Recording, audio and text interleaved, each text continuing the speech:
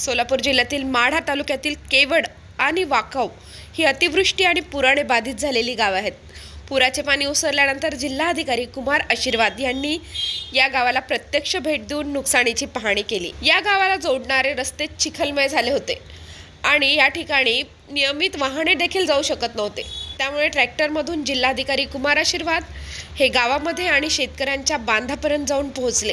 त्यांनी तिथे शेतकऱ्यांशी संवाद साधला, ग्रामस्थांशी चर्चा केली, त्यांचे दुःख जाणून घेतले। ट्रॅक्टरवरून प्रवास करत जिल्हाधिकारी कुमार आशीर्वाद शेतकऱ्याच्या बांधापर्यंत जाऊन पोहोचले।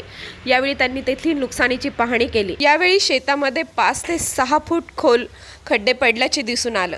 तर पुराच्या पाण्याने अनेक शेतकऱ्यांच्या शेतामधून नद्यांचे नवीन प्रवाह तयार झाल्याची परिस्थिती प्रत्यक्ष दिसून आली। अनेक शेतांमधून पिकासह माती खरडून गेली। असे सर्व शेतकऱ्यांचं दुःख पाहून जिल्हाधिकारी कुमार आशीर्वाद यांनी त्यांना धीर दिला। घराचे जनावरांचे झालेले नुकसान याबाबत माहिती घेतली। प्रशासनाकडून मिळणाऱ्या मदतीबाबत नागरिकांना विचारपूस केली। नागरिकांना प्रशासनाकडून तांदूळ, गहू, जेवण, जनावरांना चारा, पिण्याचे पाणी, आवश्यक ती मदत दिली जाते। या नागरिकांच्या घरात पाणी शिरलं होतं असं सर्व कुटुंबांच्या खात्यावर प्रत्येकी 10,000 रुपयाची मदत प्रशासनाकडून जमा करण्यात आली।